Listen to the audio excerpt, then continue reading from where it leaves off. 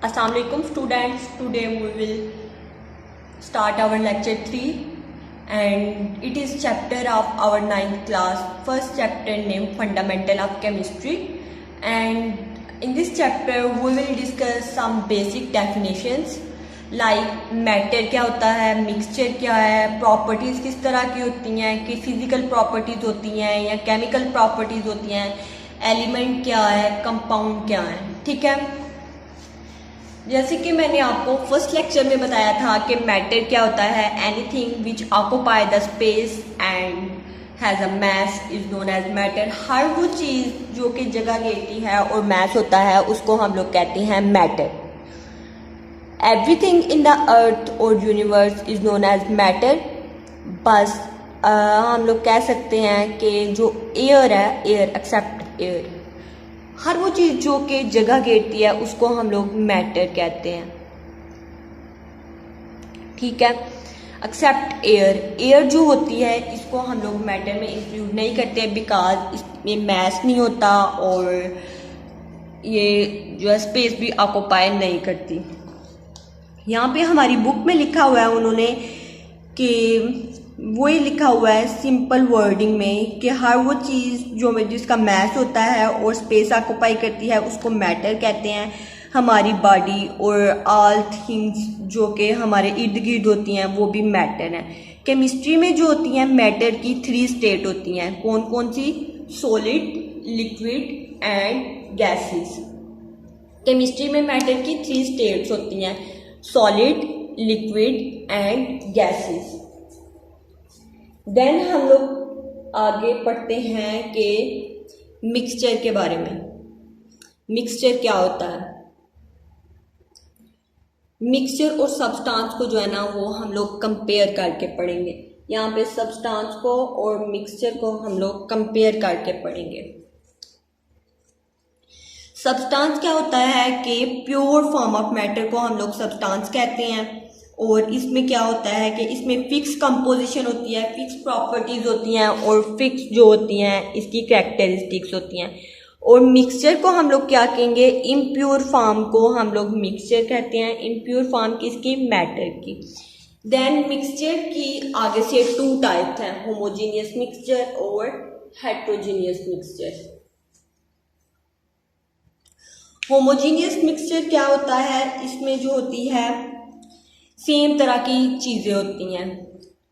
लेकिन heterogeneous mixture में क्या होता है? डिफरेंट तरह की चीज़ें होती हैं, डिफरेंट अमाउंट में चीज़ें होंगी. ठीक है. Homogeneous mixture, homo mean same same.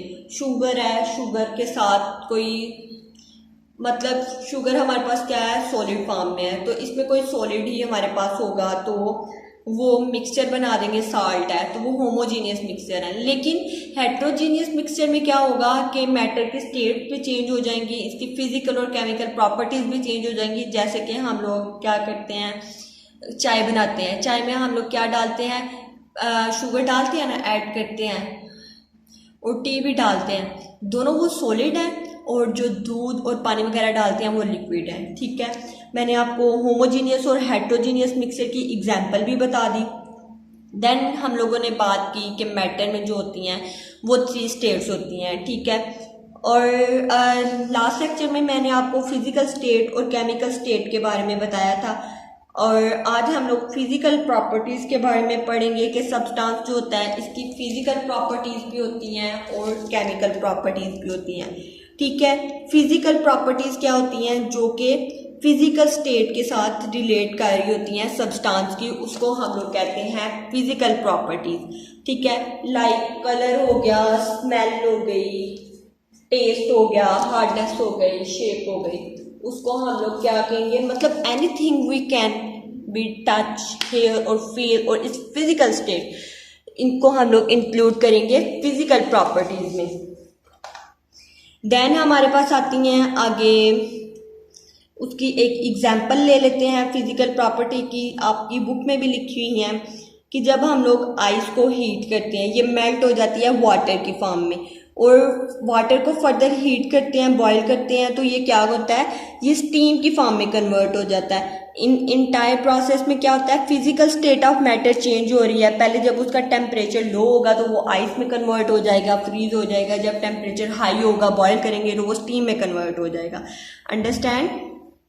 Then हम लोग केमिकल प्रॉपर्टीज की बात कर लेते हैं। केमिकल प्रॉपर्टीज डिपेंड करती हैं कंपोजिशन पे। कंपोजिशन मैंने आपको बताया था कि कौन कौन सी कितनी चीज़ हम लोग कौन कौन सी चीज़ को मिला के अपना मैटर बनाते हैं, उसको कंपोजिशन कहते हैं। मैंने आपको लास्ट लेक्चर में बताया था ना। तो केमिकल प्रॉपर्टीज जो होती हैं वो कंपोजिशन ऑफ सब्सटेंस पे डिपेंड करती हैं। जब सब्सटेंस को हम लोग केमिकली चेंज देखते हैं तो ये केमिकल प्रॉपर्टीज शो करती हैं। लाइक इसकी कंपोजिशन चेंज होती है और न्यू सब्सटेंस जो होता है वो फॉर्म हो जाता है।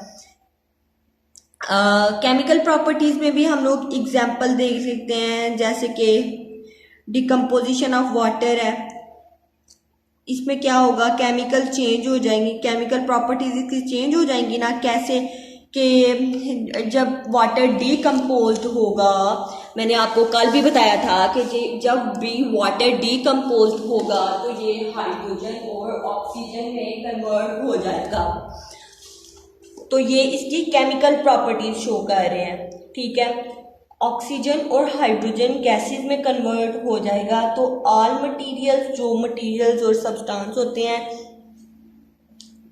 जो भी सब्सटेंस होते हैं वो जो हम लोग केमिस्ट्री में कह सकते हैं, all the metals can be substance और मिक्सचर। सब्सटेंस क्या हम लोगों ने पढ़ा था कि इसमें क्या होता है, सब्सटेंस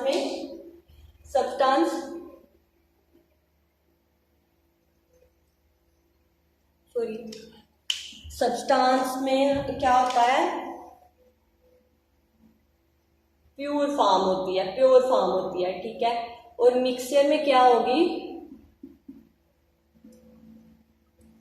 इम्प्योर फॉर्म होगी, ठीक है। सब्सटेंस में प्योर फॉर्म होगी और मिक्सचर में क्या होगा, इम्प्योर फॉर्म होगी। ये हम लोगों ने पढ़ लिया। नेक्स्ट अगला हमारा टॉपिक है एलिमेंट का। एलिमेंट के बारे में हम लोग पढ़ेंगे। सब्सटेंस, मिक्सचर मैंने आपको बताया होमोजीनियस हो सकता है, हेट्रोजीनियस हो सकता है, फिर उसकी फिजिकल और केमिकल प्रॉपर्टीज के बारे में बताया। अब हम लोग पढ़ेंगे एलिमेंट। सब्सटेंस जो होते हैं वो डिवाइड होते हैं एलिमेंट और कंपाउंड्स में। एलिमेंट्स क्या होते हैं कि ये प्योर फॉर्म होती है, ठीक है। इसमें क्या होता है कि सब्सटेंस जो होते हैं वो बनते हैं सेम टाइप ऑफ एटम से, सेम ही इनका एटॉमिक नंबर होता है और ये डीकम्पोज नहीं हो सकते सिंपल फॉर्म में, ठीक है। लेकिन कंपाउंड को जब हम लोग देखते हैं तो सब्सटेंस इसमें क्या होता है, 2 और मोर डिफरेंट एलिमेंट से मिलके बना होता है, केमिकली कंबाइन होता है in the fixed ratio by mass. Element में क्या होता है, सब्सटेंस जो होते हैं सेम टाइप से मिलके बना होता है, लेकिन इसमें क्या होता है, डिफरेंट से।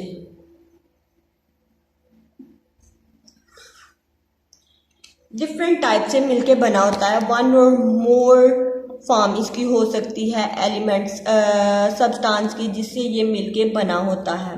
अंडरस्टैंड। देन हम लोग जो है वो एलिमेंट्स को और कंपाउंड्स को जो है वो अच्छे से एक्सप्लेन करते हैं। एलिमेंट्स जो है जब हम लोग पढ़ते हैं, आपकी बुक में भी लिखा हुआ है कि जब स्टार्ट में थे तो एलिमेंट जो थे वो बहुत ही कम हम लोग उनको जानते थे। बहुत ही कम एलिमेंट्स को हम लोग जानते थे, जो कि जिनमें कार्बन आ जाता है, गोल्ड आ जाता है, silver, tin, mercury, lead, copper, iron and sulphur. कौन कौन से एलिमेंट आ जाते हैं, कार्बन आ जाता है हमारे पास, और कौन सा आ जाता है, गोल्ड आ जाता है, सिल्वर आ जाता है, गोल्ड आ जाता है, सिल्वर आ जाता है। देन हमारे पास आगे टिन आ जाता है, मरकरी आ जाता है, टिन, मरकरी आ जाता है, लेड आ जाता है, मरकरी आ जाता है Ag, और लेड आ जाता है Pb। मैं आपको सिंबल से रिप्रेजेंट करना सिखा रही हूँ क्योंकि आपको पीरियोडिक टेबल भी याद करना आ जाए। कॉपर Cu, देन हमारे पास आयरन और सल्फर होता है Fe&S। ये 9 एलिमेंट्स हैं जिसको हम लोग पहले जानते थे, ठीक है। फिर बाद में जब टाइम गुजरता गया तो क्या हुआ, 19th सेंचुरी में 63 एलिमेंट जो थे वो डिस्कवर हो गए। केमिस्ट ने ये एलिमेंट डिस्कवर किए थे, ठीक है। और क्या हुआ, ये 63 एलिमेंट्स के नाम भी आपकी बुक पे मेंशन है। फिर क्या हुआ कि अब जो है जब आहिस्ता आहिस्ता टाइम गुजरता गया तो फिर क्या हुआ, 118 एलिमेंट्स जो हैं वो क्या हुए, वो डिस्कवर हो गए। पहले जो थे हमारे पास कितने थे, 9 एलिमेंट डिस्कवर हुए। उसके बाद जो थे वो हमारे पास 92 एलिमेंट डिस्कवर हुए थे। उसके बाद 63 एलिमेंट डिस्कवर हुए थे। देन हमारे पास 92 एलिमेंट डिस्कवर हुए और आज के ज़माने में हमारे पास 118 एलिमेंट्स हैं, अपने जो एलिमेंट्स हैं, ठीक है। देन हम लोग डिस्कस कर लेते हैं आगे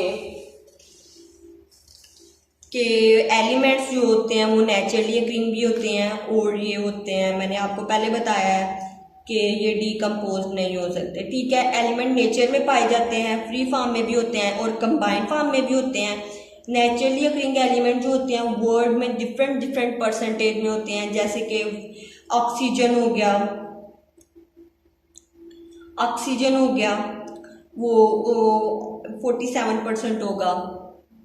देन हमारे पास सिलिकॉन हो गया 28%, ये टेबल आपकी बुक पे बना हुआ है। ऑक्सीजन हो गया वो 47% होगा, सिलिकॉन 28% होगा, एल्यूमिनियम जो होगा 7.8% होगा, देन ऑक्सीजन होगा 86% होगा, हाइड्रोजन 11% होगा, क्लोरीन होगा, ओशन, ये आपकी बुक पे लिखे हुए हैं, अर्थ प्लस ओशन और एटमॉस्फेयर के सारे एलिमेंट्स लिखे हुए हैं।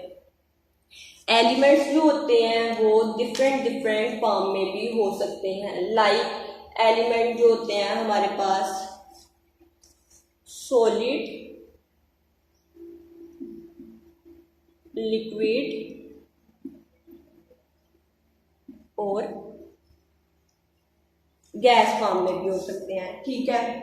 जैसे कि मेजॉरिटी ऑफ एलिमेंट जो होते हैं वो सॉलिड होते हैं। सॉलिड एलिमेंट में हमारे पास आ जाते हैं sodium, copper, zinc, gold. Sodium NaCuZnPb,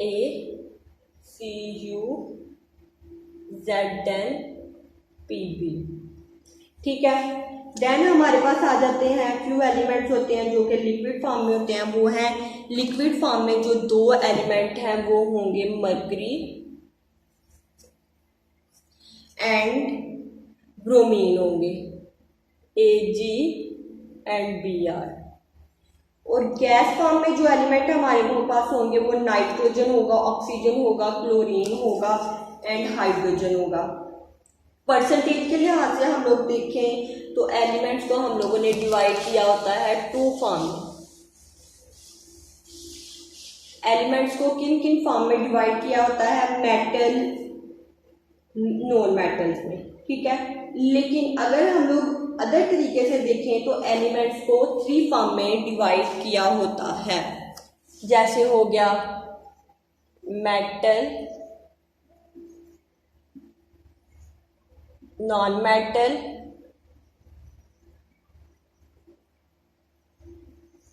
and मेटलाइट।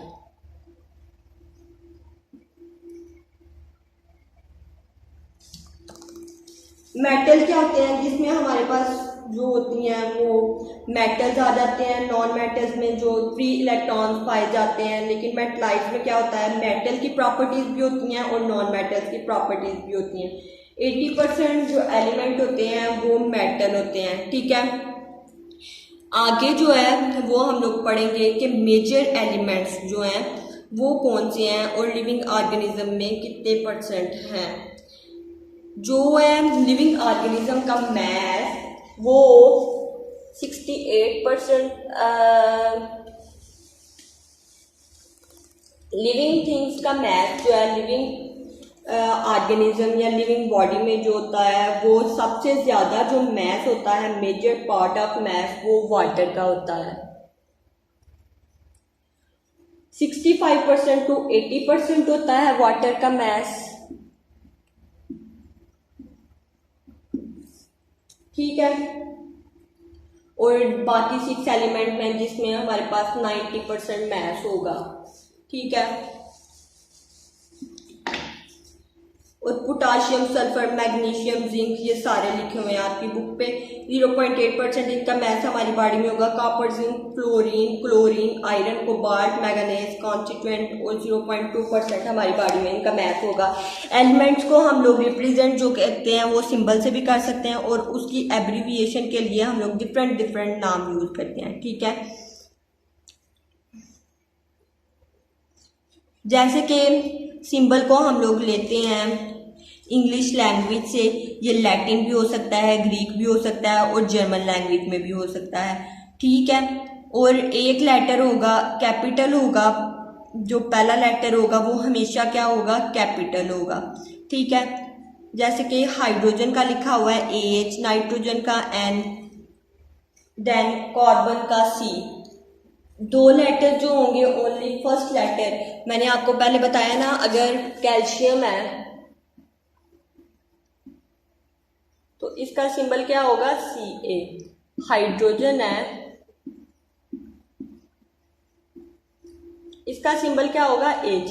मतलब हम लोगों ने जो हमारे पास फर्स्ट लेटर होगा वो कैपिटल फॉर्म में लिखना है। Understand, first letter of element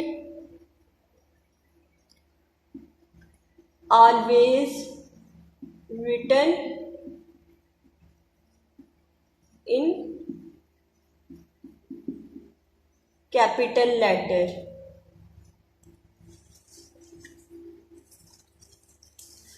आगे समझ। देन हम लोगों के पास एग्जाम्पल इन्होंने HCl की दी हुई है, वाटर की दी हुई है, कोवलेंट बॉन्ड फॉर्म होगा। जब हम लोग आगे बात करेंगे वैलेंसीज वगैरह की, वो मैं आपको नेक्स्ट बताऊंगी, नेक्स्ट लेक्चर में इंशाल्लाह डिटेल में।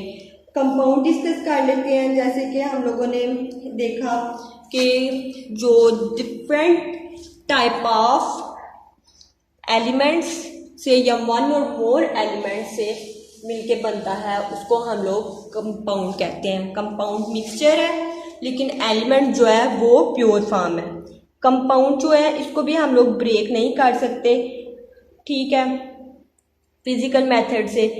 फॉर एग्जांपल कार्बन डाइऑक्साइड बनती है, एलिमेंट ऑफ कार्बन और ऑक्सीजन जब कंबाइन होते हैं केमिकल इन फिक्स रेशो 12:32 और 3:8 में, ठीक है। और वाटर जब फॉर्म होता है केमिकल कम्बिनेशन से तो क्या होता है, हाइड्रोजन और ऑक्सीजन मिलते हैं बाय रेशो 1/8, ठीक है, 1:8। केमिकल्स को क्लासिफाई हम लोग करते हैं आयनिक और कोवलेंट फॉर्म में। आयनिक कंपाउंड जो होते हैं एग्जिस्ट करते हैं इंडिपेंडेंटली, लेकिन जो कोवलेंट कंपाउंड होते हैं वो क्या होते हैं, उनमें ऑपोजिटली चार्ज होता है। आयनिक में क्या होता है, कोवलेंट कंपाउंड एग्जिस्ट करते हैं मॉलिक्यूलर फॉर्म में। ये मैं आपको इसका डिफरेंस लिख के सेंड करूंगी, ठीक है। इसकी आगे से एग्जाम्पल्स दी हुई हैं। कंपाउंड्स को जो है हम लोगों ने डिवाइड किया हुआ है आयनिक फॉर्म में और कोवलेंट फॉर्म में। आयनिक फॉर्म जो है वो एग्जिस्ट करती है, आयनिक फॉर्म जो है वो एग्जिस्ट करेगी और इंडिपेंडेंट होती है। ये जो है ये इंडिपेंडेंट होती है और जो कोवलेंट फॉर्म होती है वो क्या होती है कि वो एग्जिस्ट करती है मॉलिक्यूलर फॉर्म में।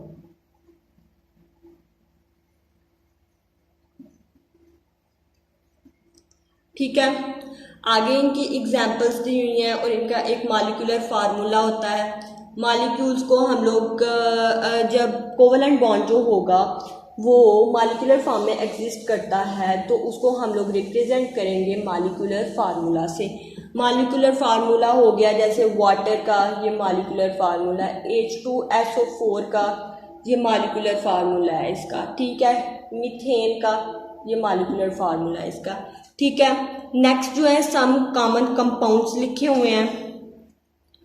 वाटर का फार्मूला लिखा हुआ है, ये मैं आपको नेक्स्ट लेक्चर में करवाऊंगी वैकेंसी के साथ। ठीक है, वैलेंसी वाला हम लोग पढ़ेंगे, देन हम लोग मिक्सचर पढ़ेंगे और आगे एटॉमिक नंबर और एटॉमिक मास का डिफरेंस पढ़ेंगे। अगर आपको इस लेक्चर में कुछ समझ नहीं आया तो आप कमेंट मार्क्स में कमेंट करके पूछ सकते हैं। I will be reply on your question on timely and अल्लाह हाफिज़।